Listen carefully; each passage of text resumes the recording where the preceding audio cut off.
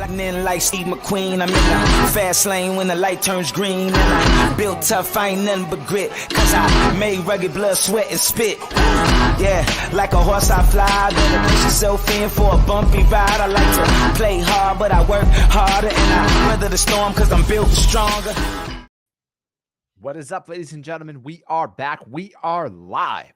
The Freight Coach Morning Show, the top morning show in transportation, coming to you live every single weekday, 8:30 a.m. Pacific, 10:30 Central, to break down 3 industry articles for you and provide some actual insight on how to utilize some of this information that's out there to educate yourself, your customers, and everything else, and see a meaningful difference in your business. It's Monday. I hope you guys all had a great weekend. And we're going to, we got some great articles here to start this out.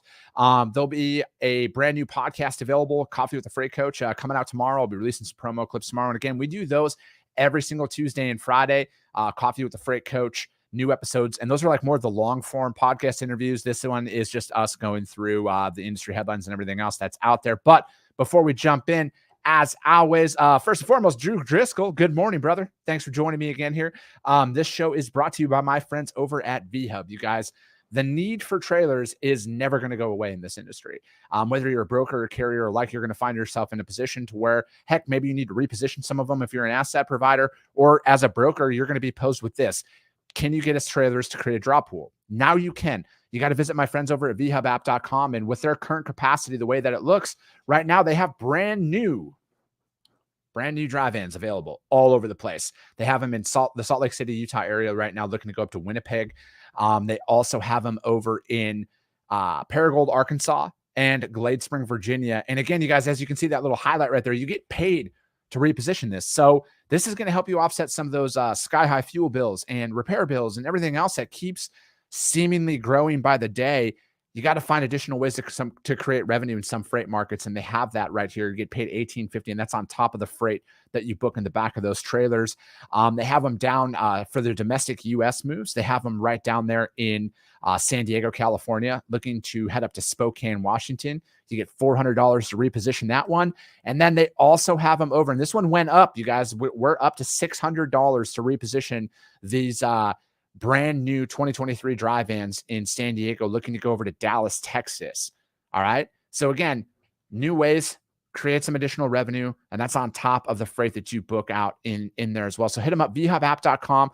My man, Xavier Campos, he'll be in the audience here in a little bit, as well as my friend, Stacey Steen. She'll be in there as well. Hit them up, you guys, vhubapp.com.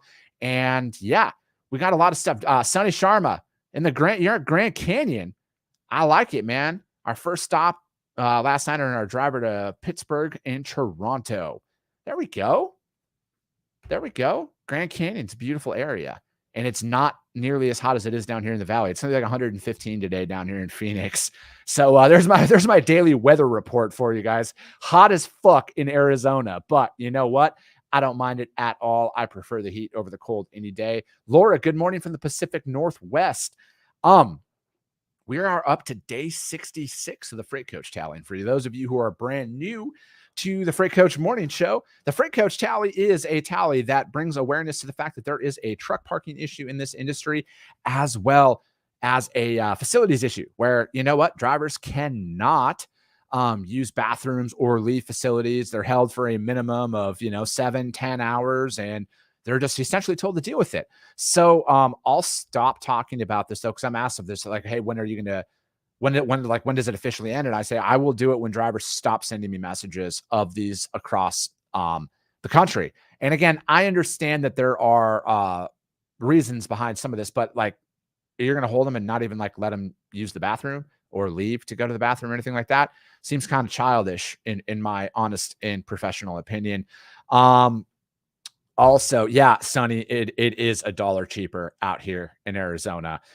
It's actually, I guess all things considered, it went down. It was like to buy my house when I was driving back home yesterday. It was like $5.60 a gallon. Not that that's fucking anything to do cartwheels about, but it is definitely down on that. And then also, speaking of that, the national average for diesel is at $5.72 a gallon. Let's see. I know Pat had brought up last week. Oh yeah, so they did release one on the 4th of July. Is at $5.67 a gallon according to EIA.gov.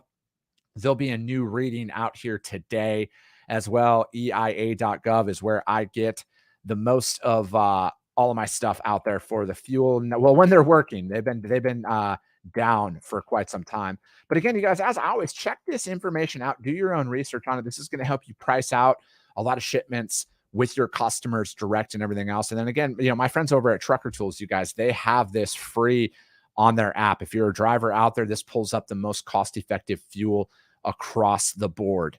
So check that out, EIA.gov. And then another quick little note, my friends over at Q Carriers, they are hiring right now for a business development rep and or a director of sales. And that's if you're located in Minneapolis, Minnesota, hit them up, Q Carriers, hit them up on LinkedIn, as well as reach out to my man, Todd Waldron. He's CEO over there as well. Hit him up because they are looking to hire for a business development rep and a director of sales. And again, hell, as always, if you're a driver, you're in the comments, you're watching the show right now, put where your equipment type is, where you're located, what equipment type you have, and where you're looking to run. Again, the Freight Coach Network is being built for all of us to benefit off of. All right. That's what we need, is a network of transportation professionals who are dedicated to change and everything else that's out there. Samantha Bass, good morning. Let me see here. What do we got? We got some good articles. Let's dive into the first one. This one is from my friends over at the JOC. And this first article is trucking makes massive gains on strong demand. The latest trucking employment numbers point in the opposite direction of a recession, freight or otherwise, with 4 hire carriers adding unusually high numbers of employees, even accounting for seasonality. 4 hire carriers tracked by the U.S. Bureau of Labor Statistics added 20,600 jobs in June, following May's gain of 25,800 jobs, which was adjusted upward by the BLS on Friday.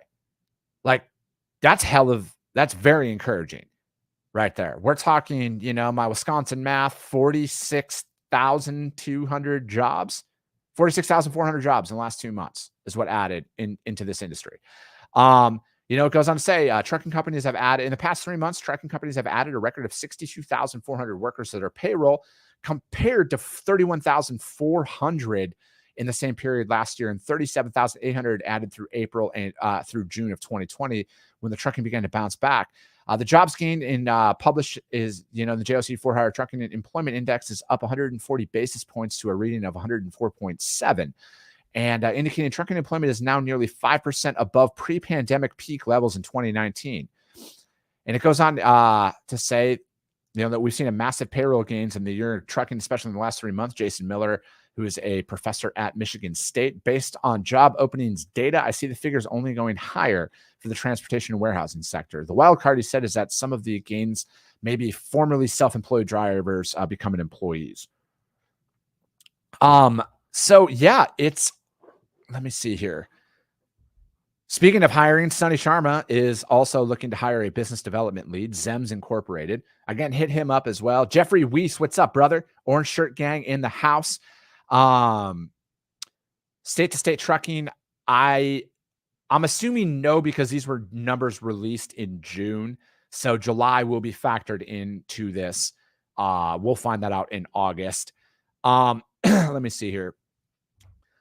Let's go. The jobs gain and opening point to a higher, not lower demand for truck freight, despite the softening spot market. That in turn support carrier claims that contract freight remains strong. Carriers executives say shippers have shifted a larger normal amount of freight from the spot market to contracted, which has fueled truckload and less than truckload hiring. You can never say driver recruitment is easy, but it's less impossible, said David Jackson, CEO of Knight Swift. Let me see here. And then they're definitely seeing more drivers, owner operators, and everything else. I think that this is just something to be said about. I'm never, ever, ever, ever going to sit up here and say that stuff isn't changing, because that's not the case. Things are changing. But when the freight volume is up and there's that shift between spot market to contract, I say this all the time, we all know that is because contracted rates are higher. Okay. Why would anybody, the only reason you reject a tender is because the spot market is going to pay more. All right. That's the only reason people do it. And then they honor a certain award of that, because if you fall below that awarded amount that you're given, you're going to get kicked out of the RFP. You're going to get kicked out of the freight network. So again, there's a lot of different possibilities there's not possibilities. There are a lot of different scenarios that play into a lot of this stuff. Just another thing that they end the article with, that the for-hire truck tonnage jumped 4.7% on an unadjusted basis from April, and increased a 0.5% after seasonal adjustment, hitting its second highest level since the pandemic began. Essentially, the market is transitioning back to a pre-pandemic shares of contract versus spot market. Bob Costello from the ATA said. Again, that article is from the JOC.com. Trucking makes massive hiring gains on strong market demand. Again, it's like, that's the numbers that you need to look at. Like, I'm not saying that the spot market doesn't affect people. It does affect people if you only play the spot market. But again, the freight volumes are still moving at pre-pandemic levels and everything else. But if anything, all we're seeing is more of a normalization of the freight market. So if you got in here and you were only booking spot market freight, it was the name your price tool, fucking bidding, whatever, and people were paying it. Like, those days are all but gone. But it's not saying that you can't survive out there. Like, freight volumes are still up. All right. There's a lot of conflicting data that you see out there about what's going to happen at the ports.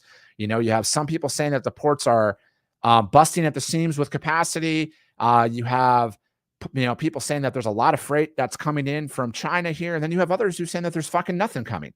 I don't know. It's like, again, all of the data that ever comes about, you guys, never changes our job, which is we have to provide solutions to our customers in any freight market. Doesn't matter if it's an up freight market, down freight market, fucking backward, whatever, however you want to spin it, you have to perform.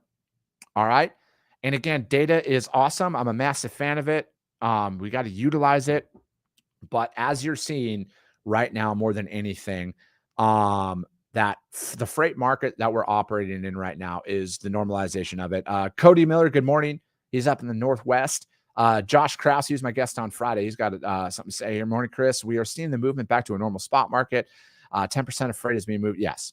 The rest is contract to try and save money when you can. And, and again, like, what you're seeing is, though, and this is, the contracted market is significantly higher than the spot market right now. And I talk about this frequently. This isn't going to remain this way forever. There will be a rebalancing. My prediction is people are going to start getting the pink slips in their lockers, for a sports reference here this week. If you've been one of those providers who have consistently fucked over your customers over these last 2 years, and I'm never going to ever sit up here and say don't make money, you guys, but you all know who you are. I'm guilty of this. You take on a load, you quote it extremely high. They give you the load because you're the only answer, and you still fail on it because there's no capacity and you're refusing to actually cover it. I think your days are numbered. I think it's starting this week, as there's going to be like a reckoning of customers kicking people out, because they're going to start rolling out a rebid. And again, when you hear the term rebid, don't get like nervous. Like, they're not, if your contract is, say, $3, this is all hypothetical. If your contract is paying $3 a mile and the spot market is at $2 a mile, they are not going to expect you to drop to $2 a mile. They know that that's not sustainable, but there will be a balancing act out there, you guys. That is natural in the RFP rebid cycle. It's not going to sustain at its high. Or what might be a big saving grace for a lot of this is they're looking to create their own stability in it. They've already got these numbers budgeted in for this year. So they might not look for a drastic change, but they're going to start looking to get some of their money back, But if you've consistently serviced your accounts over these last 2 years and you've came through and you've been a partner for them, you're going to be just fine. Your market is going to grow. But for the individuals who are fiddle fucking around, your days are numbered. All right. This is the reality of how this industry works. Oh, sorry. Had to get some coffee in me. Let me see. Concerning containerized maize import data provides no evidence that containerized import demand will be dramatically falling in the U.S. as we move. Yeah, and that's the thing, man, is there's a lot of conflicting data that's out there. There's a lot of conflicting data. That's why I got some people coming on. I got a guy coming on this week and probably next week as well to kind of break down a lot of what the fuck all of this stuff means. because I'm not an ocean freight expert by any stretch of the imagination. I'm not an expert fucking anything. I just know a lot of what not to do. Second article that we're into today is also from the JOC. Money still flowing into complex logistics tech market. What? All right. Conflicting signals about the direction of logistics technology funding environment continues to emerge, with layoffs at certain companies and sizable funding injected into others. Two more examples of the latter has surfaced recently, with on-demand warehousing logistics provider Flexi. I don't know, FLEXE, excuse me. They raised $119 million on Wednesday, 2 weeks after logistics payment platform PayCargo raised $130 million. And around those were, hold on a sec. And those rounds were far from the only activity in logistics software vendors, since venture capital and growth equity markets became more circumspect around the investment across all industries in the wake of rising inflation and Russia invasion of Ukraine. Supply integration Chain.io raised $11 million. Warehouse provider Stored raised $120 million. And Optimal Dynamics raised $33 million.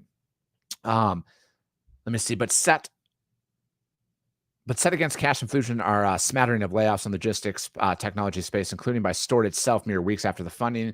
Those confusing crosswinds in some ways mirror the freight market and broader economy. Rising inflation but low unemployment numbers are vexing economists. While dampened cargo demand still belies still historic volume and freight rate levels. Yes, that is very, very true. In general, venture capitalists that the invest in logistics industry have told the JOC that there will be a flight to quality companies and the valuations will decrease, but there's still money to be invested. You know, from public to private, tech company valuations dropped significantly, said Julian, general partner at VC firm Schmedic Ventures. And I'm sorry, I'm going to botch this last name. Countahan said that the changes pronounced in each categories as fintech and crypto that rose to extreme valuations multiple times. Supply chain tech companies have in recent years been valued more conservatively by venture investors and weathered this year's valuation reset than any other category. Also added that supply chain technology can be viewed as counter-cyclical, which also provides further support of revenue growth, margins, and resulting stable valuations. I think that, you know, again, it's a lot of it's when the market, you know, it's again, like there's going to be winners and losers of every market. You know, like there's people who went out of business in sky-high freight markets. Like if you don't know how to fucking make money, you know, generating revenue is not as cool as what people think if you're not actually turning a profit. You know what I mean? Like, and a lot of this, I'm no venture capitalist, I'm no investment expert by any stretch of the imagination, but you're given a runway. All right. If you're going to invest in you have to turn a profit at some point, because they don't just throw $100 million at you and say, fucking spend it. We don't care if we never see it again. As we all know, that's not how the investment cycle works. They need to get their money back. So essentially, they're going to start calling their tickets on stuff, and then they're going to reassess. And again, like this is what happens, though, is there's a bunch of companies who have great ideas, but when they start building it out, it turns out to not be such a great idea. And, you know, tough decisions are made. And I don't want anybody to go out of business. I don't want anybody to lose their jobs or anything like that. I fucking hate when I see those things. But at the end of the day, if you're not turning a profit, something's got to change. You have to make money. All right. Like I could have all the revenue in the world here at my company, but if I don't turn a profit, how the fuck am I going to stay afloat? Let's see. And then it goes on to say, uncertain environment for growth stage. Flex's round in particular is a strong sign of the money available amid the current market turmoil, which is thought to be affecting later growth stage companies, those seeking their third or fourth rounds of funding more than the early stage one. Founded in 2013, Flex was one of the earliest logistics-focused software companies backed by BC firms, alongside players such as Flexport and Freightos. Its customers inside include 6 of the top 10 largest retailers. And it's firmly in the growth stage phase of its business. In the latest round of the company values at more than $1 billion. The round was led by investment giant BlackRock. Similar to how Stored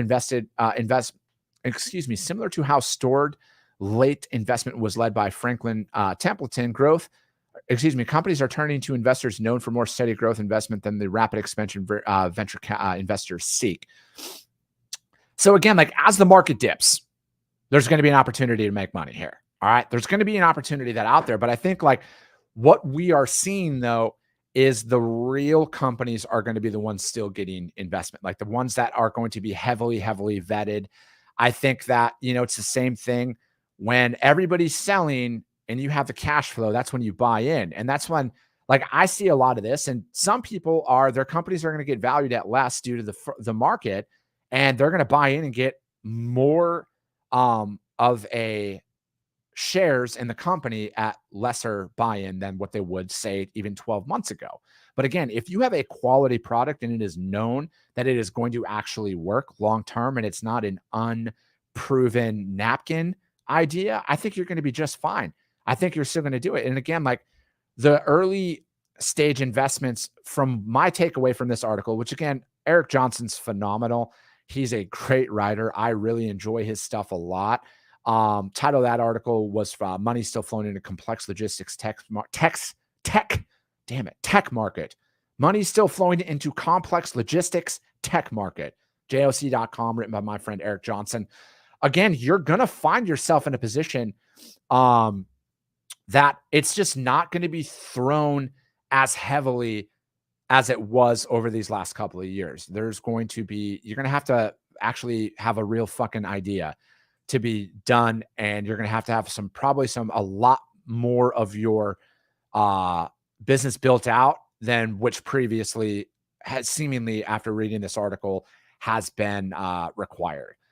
So again, you're going to need more proof of concept and everything else there. But again, it's not to say that it's not, but if you really want it, if you really want to build your company, it's not fucking easy. All right. And that's what it's going to take to keep going. Again, I'll put the links to all these articles up in my YouTube channel, The Freight Coach, as well as the podcast platform, Coffee with the Freight Coach. The audio only version of this will be uploaded here right after the show. And again, check out that for all the audio replays. And again, Stephen Mason, what's up? Good morning, sir. This next and the third and final article today, I wanted to save a couple extra minutes for this one because this is, oh my God. This one was from FreightWaves. Slink.io promised to pay employees falls flat after 2 months without wages. 2 months. This is a well-written article, and holy fuck. Like, this is, oh my God, this was tough to read. It really was. Well-written article. Like, I'm not saying it was tough to read. It was just tough to read because it was like a fucking web of lies that this company was putting out there. Despite the CEO, Chris Kirchner's claim that the freight tech company has solved all of its liquidity issues, former and current employees say they want him to make good on his promises to pay them for the 2 months of wages they are owed. One former employee who is familiar with the ongoing late payment situation at Slink says it's unclear how many employees remain at the company, estimating that 2/3 of the company's current employees are interviewing or actively searching for new jobs. At this point, anything he says is it blanks it out, but I'm gonna fill in the blank here because we can say whatever the fuck we want on this show. At this point, anything Kirchner says is bullshit, says the source, excuse me, who spoke to FreightWaves on the condition of anonymity. He asked for our patience in May and we gave it to him. And now it's July and we haven't seen paychecks. Another former employee who also spoke on the condition of anonymity. God, I fucking hate, I get it, but I fucking hate it. Just come out and say who you are. Said Slink shouldn't expect workers to continue to work for free when Kirchner is, and I quote, flying out the world in his private jet, trying to buy soccer teams and spending millions of dollars of companies' funds to sponsor various sports teams. Oh, fuck. Over the holiday weekend, Kirchner, on behalf of Slink, participated in JP McManus's Pro-Am golf tournament in Ireland. Out of the 50 teams, Slink finished 49th, which I don't think that really fucking matters, but still kind of funny. It's so frustrating that the same energy and money that he puts towards his sports endeavors isn't going to pay employees or finding ways to pay them. And he has no loyalty to his employees, who has worked hard to develop solutions for customers while he is continuing. So why should he expect his employees to work for free? After initially labeling a false news report that Slink has failed to pay its employees, Kirchner then blamed and on an internal administrator error telling Freightways that the company payroll issues came about because of its inability to timely liquidate funds. Oh my God. This is like, all right. Hold on. The company's recent payroll issues resulted from company's inability to timely liquidate funds from its otherwise attractive investment vehicle in order to make recent payroll and not from any funding shortfall, says James Reitz. He's a VP of marketing. Statement. He said that to Freightways, as a result of the company's failure to make payroll, our payroll processor terminated its relationship with the company, further complicating. Despite Kirchner's that they were seeing financially viable, he recently listed his Gulfstream jet for sale. When I see shit like this, it's like, this is everything you should never fucking do as a leader. All right? Like, why? It's bad enough that your employees have fucking worked. Well, like let's be honest. They've stayed on for 8 weeks. You know they haven't been fucking working for these past 8 weeks if they haven't been getting paid. They've been actively looking for another job. At least that's what I would do in that situation. But there's no fucking accountability from this guy. Like, at all. That's what's the most disheartening thing. You know? Like, I think just being honest goes a long way. Granted, it doesn't make the money just magically appear in your bank account. So if you're an employee of Slink and you're listening to this, I get it. But how much better would it have been if this guy would have just came out and be like, hey, we fucked up. We're fixing it. You're going to get all your money by this date. This is what happened, but it's no excuse. The blame lands on me. And the buck starts and stops with the CEO. It's one of those situations that I feel for these guys a lot. And I also think that this says everything that you would ever need to know about a CEO who acts in this capacity. There's no ownership by this guy at fucking all, passing the goddamn buck to somebody else. No ownership. Read the book. Let me see. What's this dude's name? Kirchner. If you're somehow listening to this, let me know your address. I'll fucking send you a copy of the book Extreme Ownership by Jocko Willink. I would highly recommend you read this one. Might help you out a little bit, man. It said that it started experiencing payroll issues in April and May, and they were quick to address it. At the time, the employees received an email from them saying transferring 75 days worth of payroll and associated expenses into our primary bank accounts from our company's investment accounts. We have plenty of runway to survive and thrive using previous funding rounds. However, we continue to work diligently towards our Series C, which comes out there. Let's see, as the market have changed, VC funds have completely paused. But again, like, it's more and more fucking excuses is what I just despise it. I just despise the excuses. And then also it goes on to say that, that they're behind on sponsorship payments to sports teams and everything else that's out there. And, it goes on to say at the very end here, let me see, that any personal assets of Mr. Kirchner isn't of relevance to Slink is what it ends with. Fuck it. I'm sure it's good to be a goddamn PR firm right now. Could you imagine the billable hours that these guys are getting right now? It's just a lot, again, I feel bad for any of those people out there. But again, this is an opportunity for you all. If you are an employee of Slink, this is a massive opportunity to learn and grow from this. Don't fucking blame this as the reason to give up. Don't make this the reason to give up. All right. This is a reason for you to actually go out and get what you want in life. All right. That's what this is.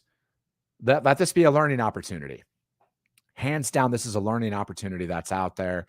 And again, Kirchner, if you're somehow listening to this, man, let me know your address. I'll fucking send you a copy of Extreme Ownership and, own up. That just goes to a lot to say, you guys. Own up to a lot of stuff. I'm not perfect. If I fuck up, I'll be the first one to admit it. All right. That's all you can do. Again, that article was from Freightwaves. Slink IO's promised to pay employees falls flat 2 months without wages. Kyle Provost Slink clearly had large holdings in crypto. Dozens of companies run the exact same cover story. Yeah, man, I'm right there with you. Yeah, Drew, I'm right there with you as well. It sounds like an absolute fucking peach to work for.